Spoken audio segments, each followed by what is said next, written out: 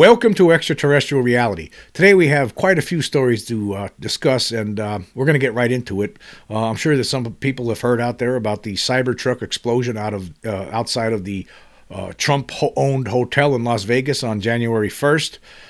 It was turned out to be a former Green Beret who apparently was suffering with PTSD, but he also left a manifesto before he did this. Basically, he killed himself, and then the truck blew up, and his manifesto is now something that a lot of people all over the internet are talking about. And he claims that the reason he did this apparently was because he wanted to give attention to the drone situation. He claims the drones are products of China, and that they're basically China could take us over basically at any time with these drones. That's what it seems like to me. That was his message. But here was an article from today from the Daily Mail, and it says, the headline reads, Matthew Livelsberger's unhinged suicide note explaining why he blew up the Cybertruck outside of the Trump Vegas hotel. And it says, Cybertruck bomber Matthew Livelsberger claims China is stalking the United States with advanced drones launched from submarines in an unhinged suicide email. Two other notes recorded on his phone and recovered by police made clear his motive was not terrorism or violence, just to draw attention to his manifesto. The former Green Beret and still active soldier shot himself in the head seconds before an improvised explosive detonated in the back of his rented truck. Explosive blast injured 7 bystanders when it went off outside the Trump International Hotel in Las Vegas on Wednesday. The suicide note, someone claiming to be him, sent to retired United States Army intelligence officer Sam Shoemate shortly before the bombing. The email claimed the mysterious drones seen flying over New Jersey and sometimes other parts of the East Coast were Chinese weapons. It warned they could be well armed, attack anywhere, and were most dangerous threat to national security that has ever existed.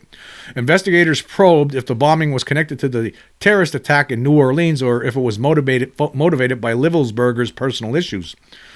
And let's just stop there for a second. You know, when someone kills himself, and it's planned for, this was obviously planned. He was thinking about it for a while. We don't know how long, but obviously they're not in the right frame of mind. So in that regard, you have to take into account that and wonder, is this what he's saying is true? I mean, why would you do that? It says here, the FBI said in a press conference on Friday afternoon that his behavior was fueled by PTSD and various personal grievances. Las Vegas police also shared excerpts from 2 other writings recorded in the Notes app on his phone that indicated the bombing was to get attention for his concerns. We, the United States, are terminally ill and headed toward collapse. This was not a terrorist attack. It was a wake-up call, the letter reads.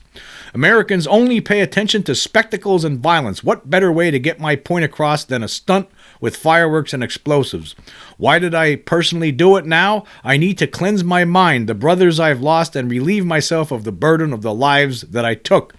Police said another letter listed a variety of other grievances and issues, some political, some personal, a variety of other things which we will do our best to release very quickly.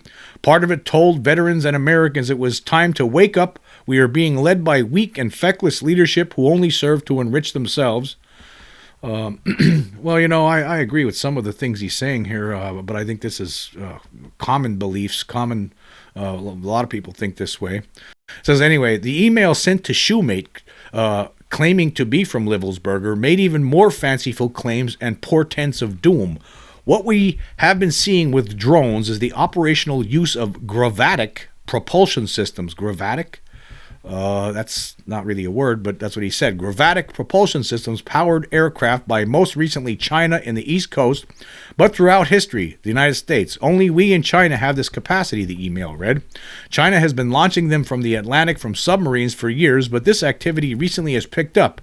As of now, it is just a show of force, and they are using it similar to how they used the balloon for signals intelligence and intelligence surveillance and reconnaissance, which are also part of the integrated comm system. There are dozens of those balloons in the air at any given time. He's talking about the Chinese spy balloons. The so what is because of the speed and stealth of these unmanned aircraft. They are the most dangerous threat to national security that has ever existed.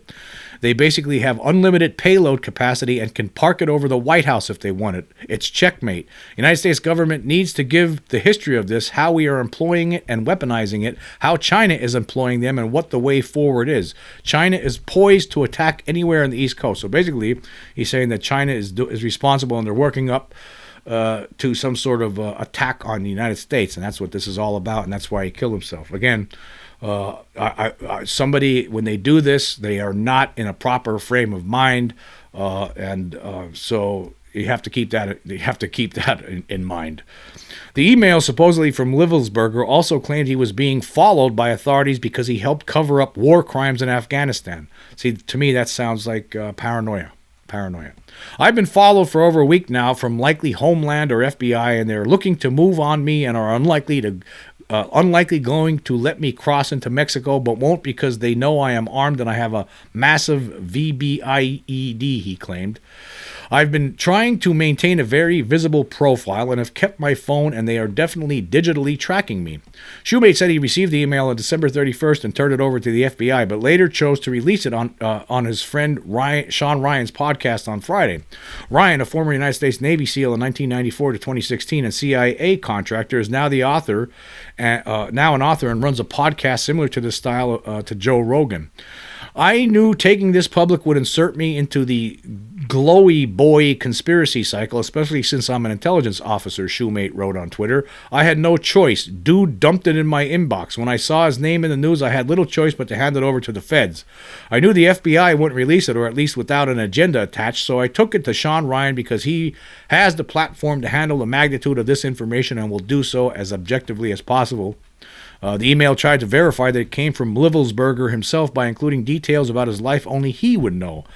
So yeah, I'm not going to read the rest of this, but I'm just not sure if I agree with the assertions that he makes, because we're not going to know. I mean, if somebody's, why not make the assertions without killing yourself? I mean, he was having some troubles here, and that's just I know it may maybe sound cold a little bit here, but the problem is, I mean, he killed himself. I mean, when you kill yourself, you're not in a right frame of mind, obviously, right? Obviously. I mean, I don't relish dying. I don't think a lot of people do, and it doesn't make any sense to me. If you have this information, just release it, without killing yourself. And that's the issue I have here with it. So I'm not sure if I'm buying into all of this stuff.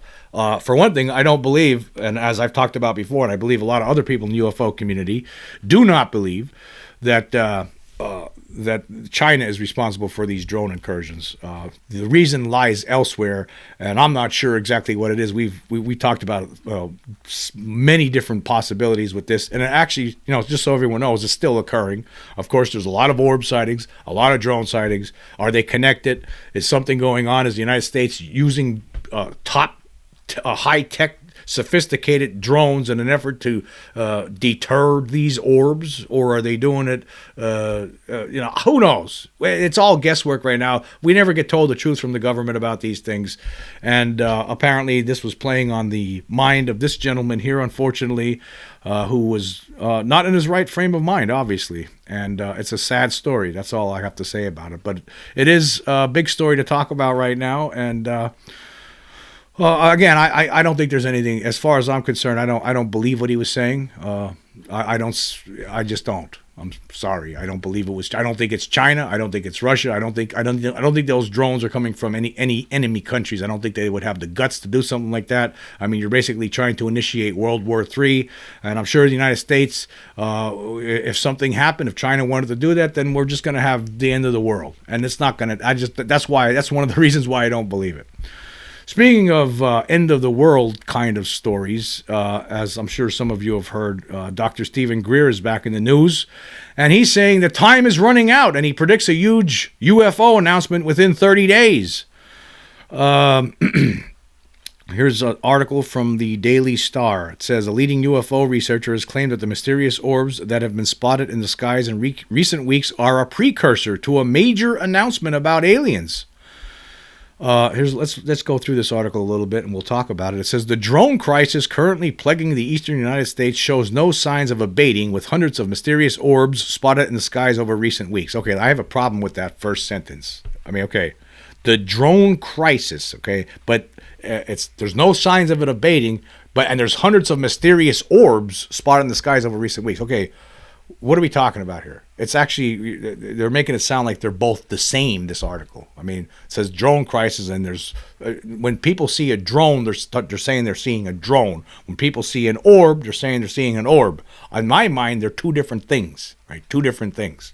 Anyway, sightings have been predominantly reported in New Jersey, but have also spread to New York and Connecticut, as well as other states, I just like to add.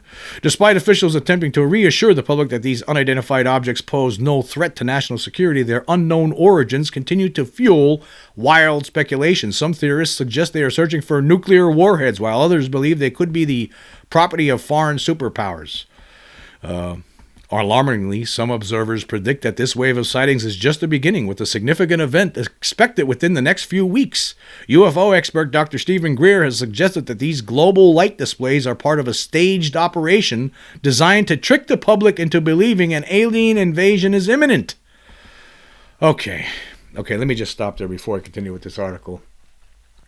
Okay, if you have on one side the Pentagon continuously telling you, right, that there's absolutely no evidence of extraterrestrials or NHI, right, or UFOs or anything. They're telling you that from one side of their mouth, but on the other side, according to Dr. Stephen Greer, it's all a big trick because they're trying to secretly get us convinced that there's an alien invasion about to happen, like Project Bluebeam style. I don't believe in this nonsense. I don't believe in Dr. Stephen Greer. I don't believe this stuff at all. I don't believe that something's going to happen in 30 days, right? Something could happen, right? It might be just by chance, though. He acts like he's in communication with the aliens themselves and he knows all. I don't believe this guy anymore, right? He charges exorbitant amount of money to people to come and look at light shows in the sky. I just don't believe it. To me, it just seems like he's part of some big money-making scheme. He's constantly looking for attention. I don't trust Dr. Stephen Greer. I'm very sorry about this. In fact, he reminds me of a religious guru, and we'll get into that in a minute. Anyway, he says, speaking to Newsmax's Rob Finnerty, Dr. Greer predicted that the situation will escalate in the next 30 days or so. He believes that the supposed alien invasion is a diversion tactic to hide the truth about extraterrestrial encounters, which he alleges have been occurring for several decades. Well, he's right about that. Of course, Stephen Greer early on was someone I really had a lot of respect for, but in recent years, that has been somewhat stunted. According to Dr. Greer, alien technology has been transferred to United States weapons manufacturers who are now orchestrating an operation to cover up the conspiracy. He alleges, we have a team of about 6 different black sites that have been running illegal projects related to so-called UAPs and UFOs. Coming forward in the next 30 days or so, they will bring forth positive evidence of this and the fact that these programs have been run illegally and outside of constitutional oversight. Well, I think you missed the boat on that one, Dr. Stephen Greer, because we heard all that from David Grush last year. We heard it earlier this year from Lou Elizondo and Tim Gallaudet. We already heard of this. We already know about this. Right? It's all this has been even before those guys, right? This has been UFO researchers have been talking about this for decades. What are you talking about? We all know that there's a cover-up. We all know it. There's not. I don't know. What needs to happen? Who from the government needs to come forward and tell the truth already? But I don't think it's going to happen the way we would hope, and I don't think what he's saying here is going to happen. I don't know why he says these things, but again, it sounds like some sort of a religious movement to me. Like a fanatical religious movement where things don't turn out the way they say they're going to turn out. That's what I believe. I hope I'm wrong. I hope something does happen in 30 days. I hope some sort of major story drops where we finally have the truth from the government. But I don't believe what he's saying here. Where does he get this from? Anyway, not to say that something in 2025 will not happen. It's going to happen. But again, when you're starting putting dates on it, 30 days from now, you'll see. It's like those guys in the street holding up the sign saying the end is nigh. It's a bold statement indeed, but it aligns with several experts' forecasts that early 2025 is set to be a game changer in how UFO information is shared with the public. Ross Coulthard, a leading figure in the UFO disclosure movement, has predicted that all hell is going to break loose come early 2025. Okay, maybe. We've heard stuff like this before. In fact, let me just shoot over real quick here to a comment on X from John Greenwald. He says, if we all shared a nickel for every time we've heard this, we'd all be able to buy a blank. I don't know, new car maybe? And he has actually a picture of the headline of the article that I'm reading right now. Yeah, we've heard these kind of things before, these kind of claims that on certain dates, on certain time, this is going to happen. For one thing, we already know that they're covering this up. That's A. B, right? We already have people stepping forward. We have whistleblowers. We already have whistleblowers. There's other whistleblowers waiting in the wings that are hopefully going to, tell us more this year. We'll see. There are things happening, right? But it has nothing to do with Stephen Greer, right? I don't know. It just doesn't. It just doesn't, in my mind. He's just seeking attention. He suggests that this year will later be viewed as the calm before the storm. They're still talking about Ross Coulthard here. The enigma surrounding the mystery drones persists without a definitive explanation. The United States government acknowledges its ignorance regarding the operators of the supposed drones, yet maintains there's no associated risk. With Donald Trump poised to take office and claiming the United States has intricate insights into the drone dilemma, one thing's for sure, the start of 2025 is shaping up to be a riveting period in history. Let me tell you something, folks. It's going to be 2025 is no question about it, just as 2024 was, is going to be a riveting time in history, especially when it comes to UFOs, because this 2024, like we talked about in the previous show, it was an incredible year, and I expect 2025 to be an incredible year, but I don't like when people say, in 30 days, because again, it sounds like religious fanaticism to me, and I don't like that at all. And let's just speaking of that, I'm just going to shoot over to some lists of some religious fanatics and things that they've claimed over the years. Okay, back in 1976, and this is information from Wikipedia. So it's just a listing. So this is. Somebody put this together here. It says, in late 1976, Pat Robertson, he's the late televangelist, predicted on his TV show, The 700 Club, that the end of the world would come in the year of 1982. Well, guess what? 1982, that's a long time ago, folks. That's over 40 years ago. And we're still here.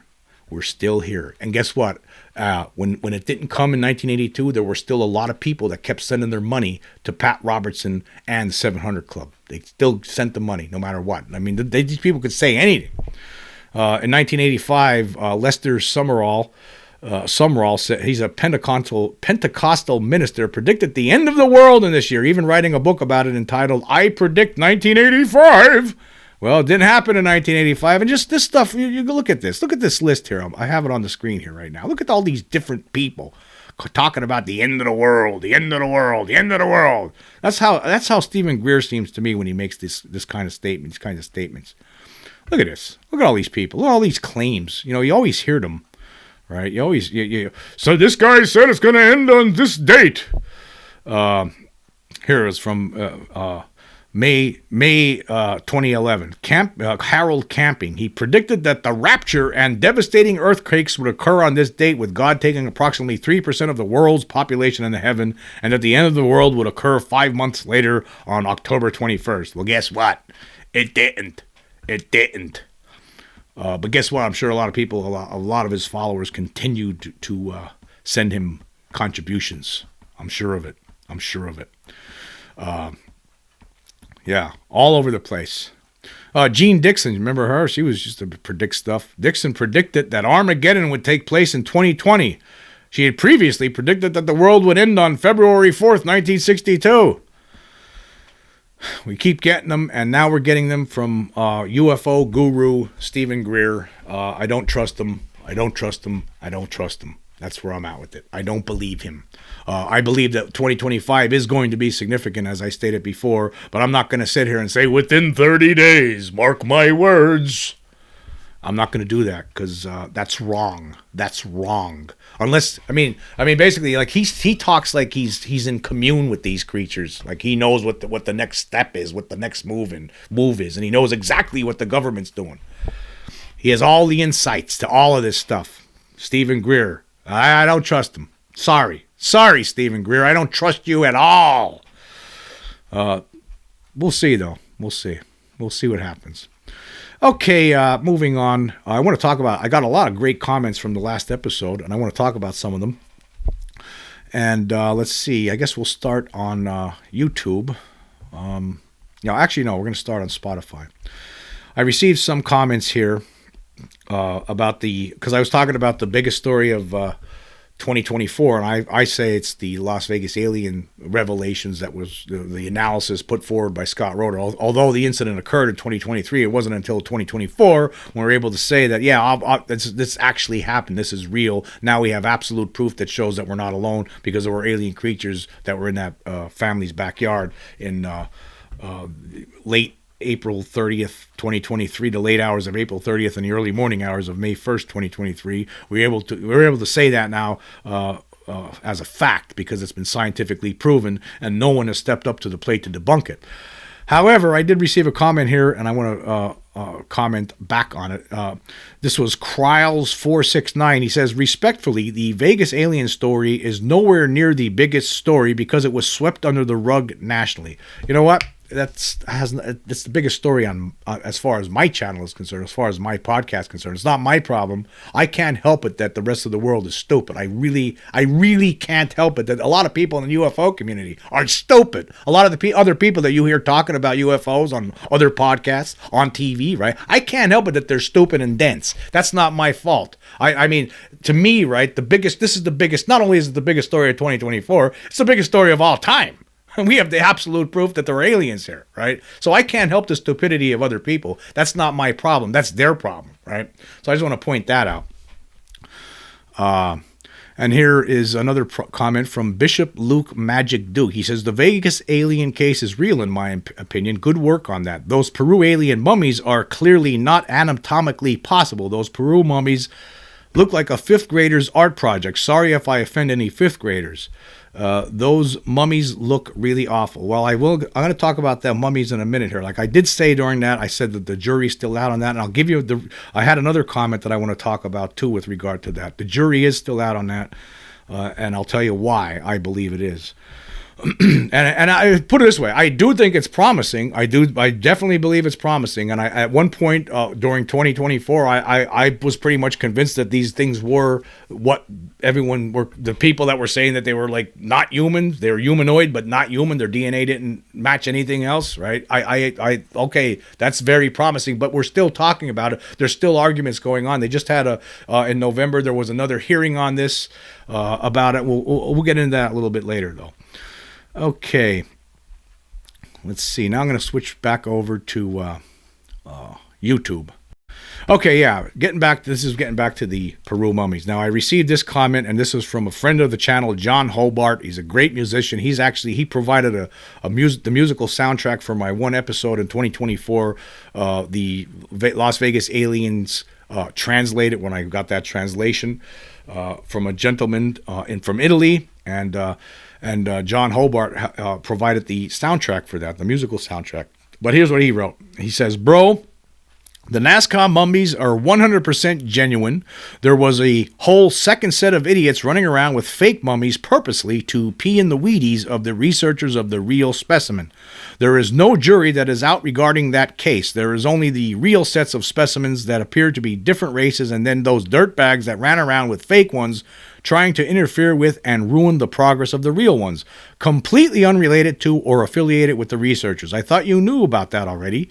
They were exposed almost 2 years ago, and since then there have been 3 very interesting hearings with reputable researchers, scientists, and educators from South America, and they have verified the specimens as 100% genuine and even have opened invitations for any and all researchers from the United States to study them also. I wondered why you haven't talked about them at all. They are as incredible as the Vegas case to me, so the absolute treasure trove of research results and analysis, DNA testings, MRIs, X-rays, the small ones having implants in their chest, the larger ones, one of them had a chip in its skull similar to something like Neuralink, but completely unrecognized as any kind of tech we would know today.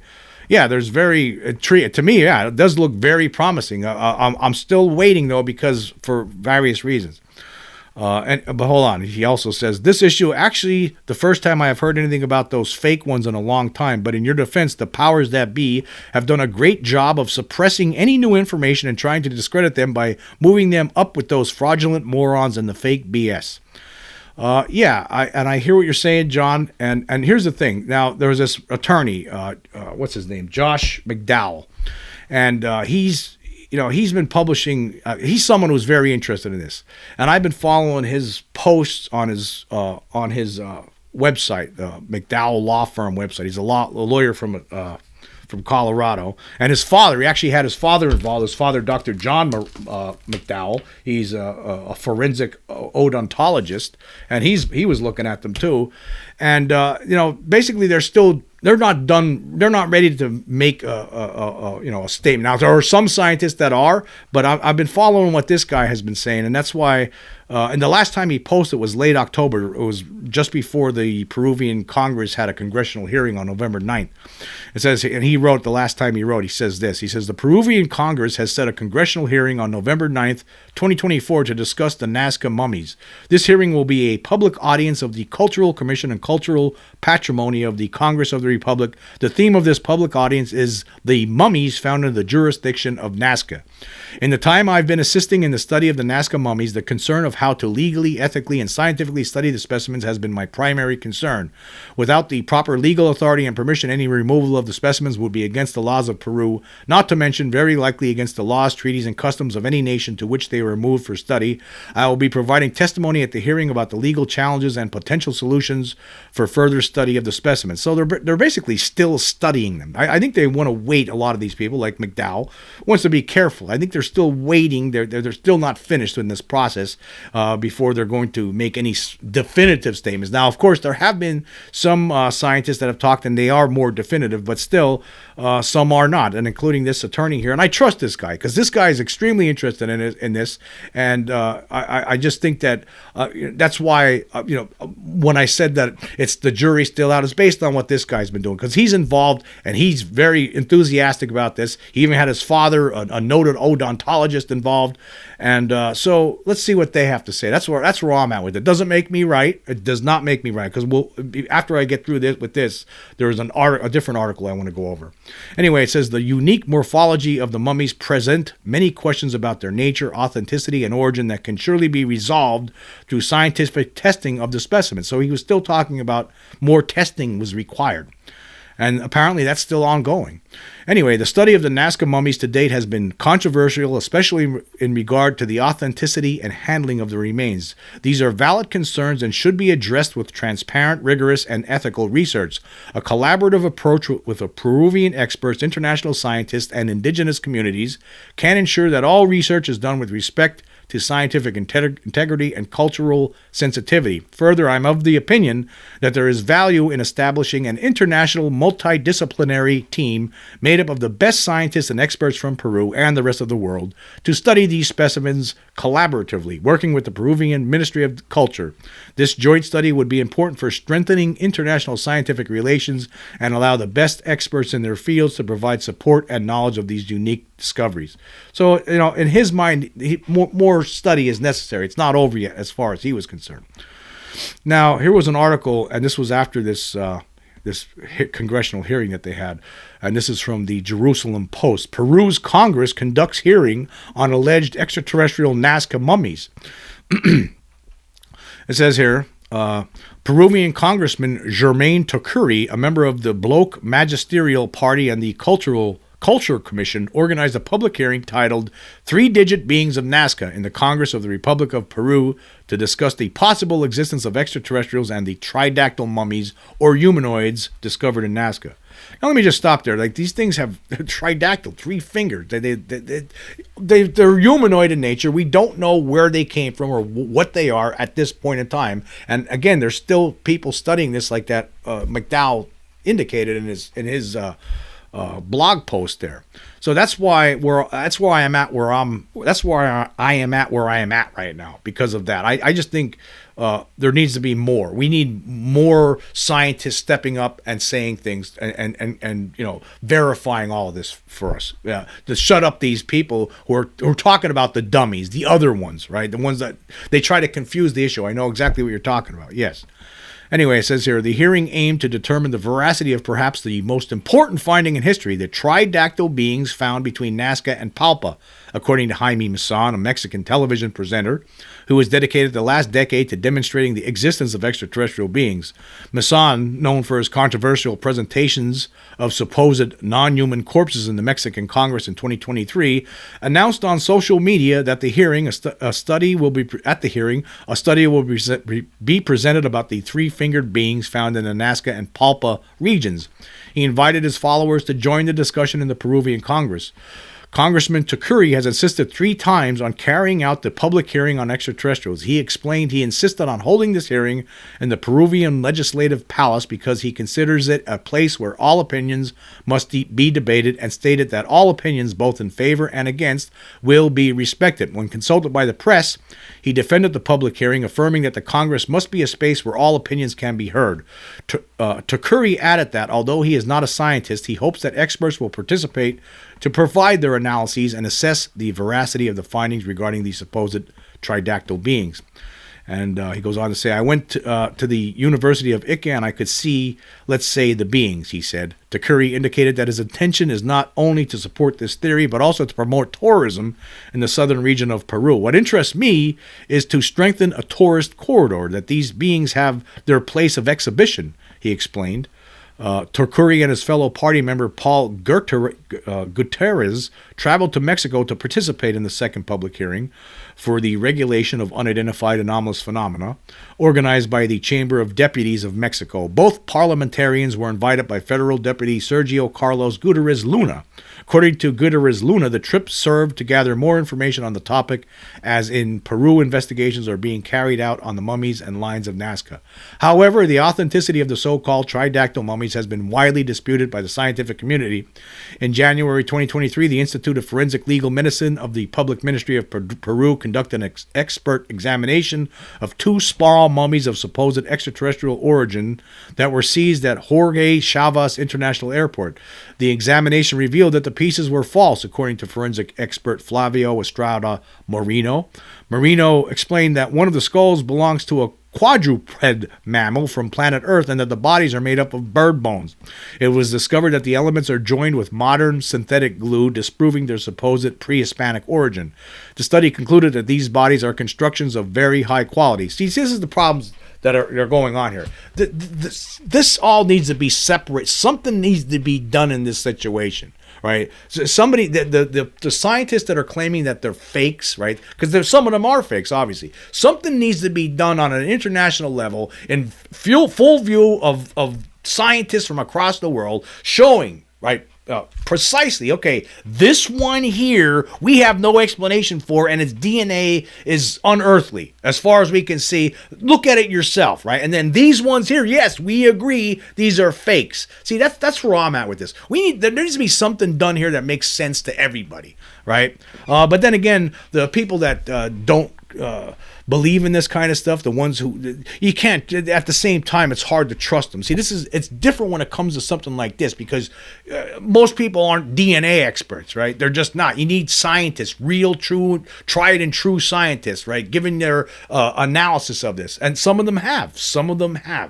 The doctor and anthropologist Guido Lombardi, an expert in Peruvian mummies and author of the Handbook of Mummies Studies, qualified Jaime Maussan's recent presentation as part of an elaborate disinformation project. So see, this guy here, somebody else is saying it's a disinformation project. See, people like this, if he's fooling the public, there needs to be some sort of presentation where these people are made shown to be the liars that they are. Similarly to what's happened here with the Vegas alien stuff, because we were able to show that Mick West is a disingenuous idiot, and you can't trust him, right? He turned down $5,000. He won't even do an analysis because he knows he can't debunk it.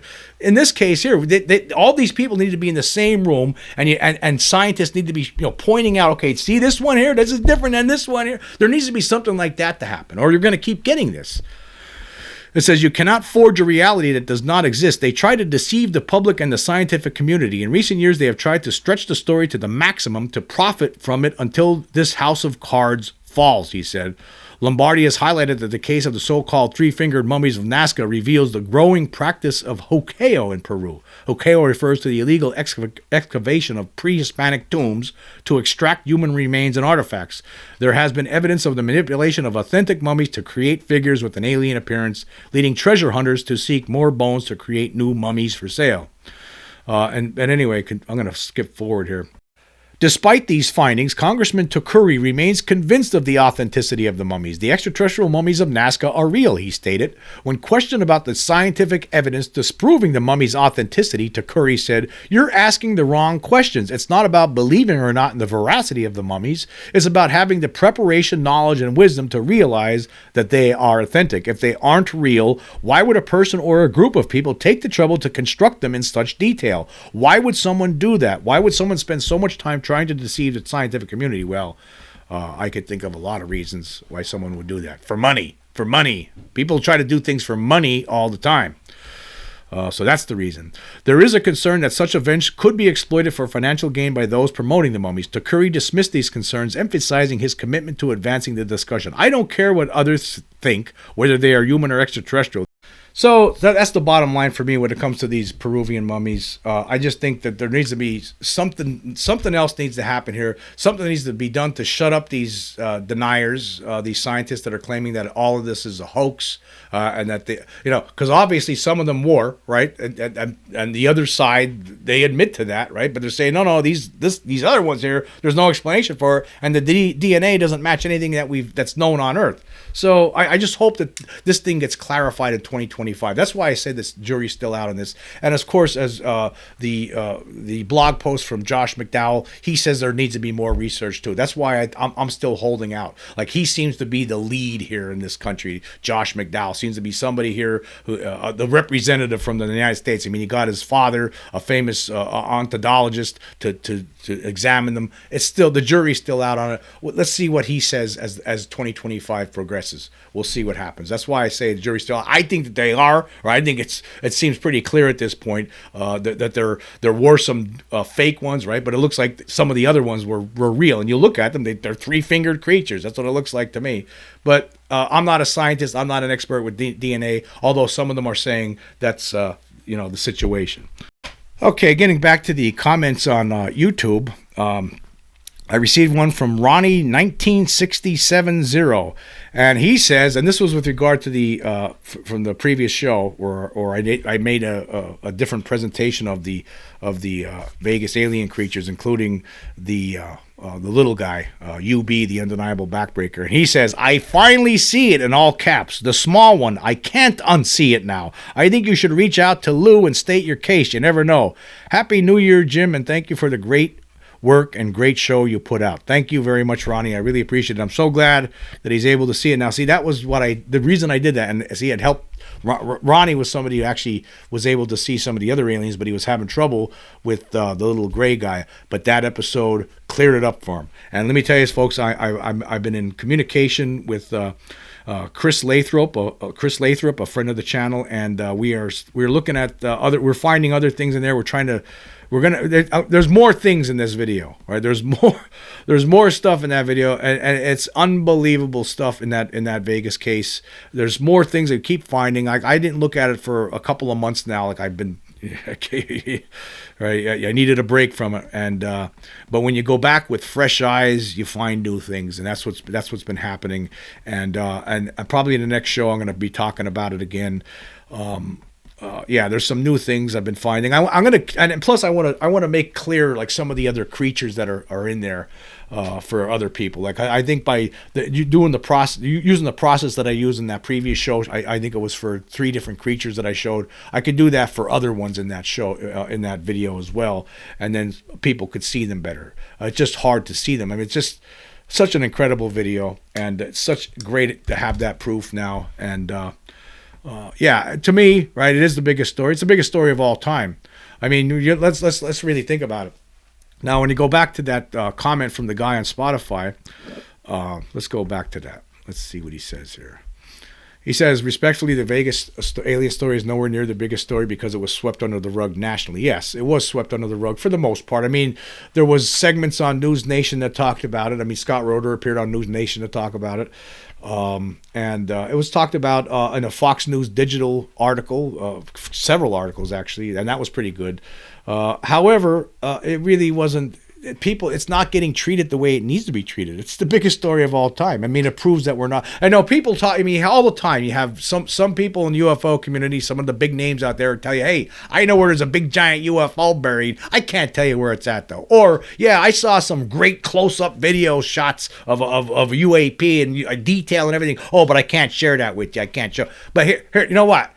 That's the difference with all of those guys and what's been going on here, and as well as other podcasts that talk about this case, is that we're showing you the actual, not showing you UFOs, we're talking about the actual occupants. Nothing's getting held back. We're trying to dig deeper into this. There's a lot of people out there trying to look deeper into this and to get more information to share with the public the second that we get that information. No holding back here, right?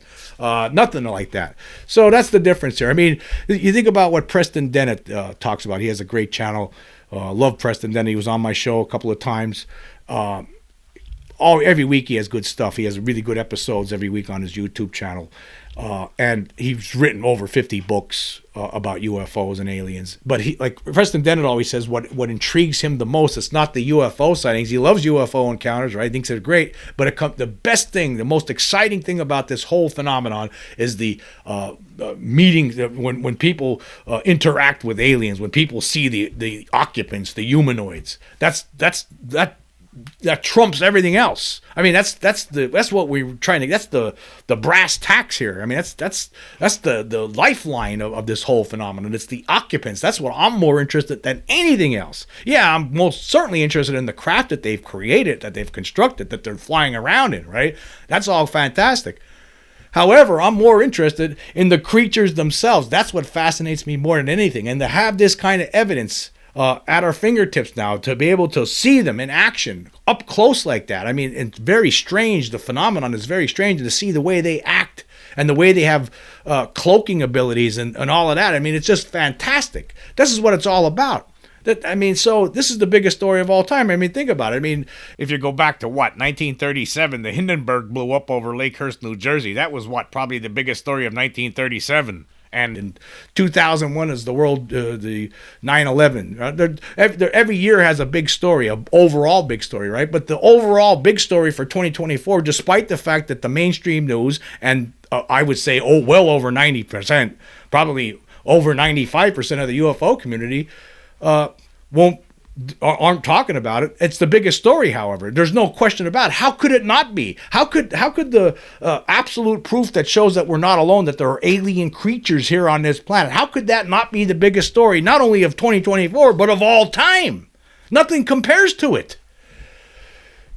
Sometimes I wonder, I think that even myself, I mean, in 2023, I looked at that video a number of times, right? Went through it. I couldn't really see anything until Scott Roeder in June of 2023. The only thing I really saw was the really very quick flash of that creature that chased him out of the yard, but it wasn't enough, right? That wasn't enough to get that story over the hump. It wasn't until later, till earlier this year, right? The fact that we're able to see these beings in there. I mean, I looked at that video a number of times, the undeniable backbreaker. I just didn't see it. And then when I first saw it the first time, I wasn't sure what I was looking at. It took a lot of time because we're just not used to seeing these things. And then when you finally do see it and you realize what you're seeing, it's like, oh my God. Oh my God. It's unnerving. But at the same time, it's fascinating. And nothing can compare to this. Nothing. We now know that there's something here. That story there showed us for a fact. It's not wondering if it's real. It's not like, oh, I wonder if they're really here or not, like some people say. No, now we know for a fact that they're here. Now we know for a fact there's a non-human intelligent presence on this planet. How could that not be the biggest story of 2024? How could it not be the biggest story of all time? That we're not alone in the universe. There we are. But see, I think that's the problem. I think a lot of us just don't want to go there yet. And that could be that could be the issue in the UFO communities. A lot of these people want to keep it a mystery. They like it like this for whatever reason. But I think, to me, right, nothing compares to this. Nothing. Absolutely nothing. And that's where I'm at with it. It doesn't matter what, just because other people aren't recognizing what the biggest story was as far as UFOs were concerned in 2024. It was Scott Roeder's revelations. No question about it. Absolutely no question about it. Nothing compares to it, folks. Nothing. And there will be more to come in 2025 on this story. It's not over yet. Not over, not by a long shot. There's a lot more to talk about there. There's a lot more to investigate. That's the other thing. I implored throughout this, I know a lot of you remember, I implored other people out there, other video experts to look at this and provide their analysis of it and their comments. And then for the most part, it never really happened. Scott Roeder took the lead on this, and that's it. And nobody's capable of debunking it. They just poo-poo it. Oh, I just don't believe it. Oh, I don't believe. Oh, it must be a shadow. I don't believe it. Even though they're not an expert, like that Ben Hansen when he appeared on aside Scott Roeder in the News Nation segment last year to discuss this, right? Because I don't know why would you do that? Why would you just throw it out without even considering the evidence that Scott Roeder's talking about? Because maybe he can't handle it, or maybe he's part of a cover-up himself to keep it all tightened down. Could be with the same way with some of the people in the UFO community, some of the bigger names. Maybe they just, they know it, they see it, but they don't want to go there yet. That's too much for the public to deal with. I don't think it is. The people I've shown it to a lot of people within my orbit that don't even care about this subject at all. They saw it, they were fascinated, they think it's great, but they're still leading their lives. There's no, they're not like panicking in the streets like some people might think would happen if when the world finds this out. I don't think that's going to happen. People will be fascinated by it. It's going to change the world. That's the problem, I think. It's going to change the world. It's going to wake people up to the reality that we're not alone and that we're being observed, right? And not only that, we would look like violent animals, and that's the other problem here. See, the world is set up, but war is a big thing. People, there's big money in war, right? So they want to continue that, and they don't want people to be thinking about that we're being watched by some advanced civilization, and we're probably looking really bad in their eyes, obviously, right? So maybe that's what it's all about. They want to continue this money-making, profiteering off war, from wars. That's what it's all about in some people's minds. Maybe that's what it is. But the bottom line is this, and I don't give a damn about anybody. If anybody else out there in the UFO community tells you otherwise, that there's nothing to the Vegas aliens or that it's all bogus, think about what the stories they're telling you about, where they don't give you anything. Right? They don't give you anything. This is the absolute proof. Where's the rest of them at? They don't got it. They can't do it. They don't give you anything. It's always a little bit here, a little taste here, but you don't get much out of it. But here you get a lot. You got it all. You see it now. It's over. It's absolutely over. Anyway, I just want to say this. I want to say thank you all for joining me today. Until next time.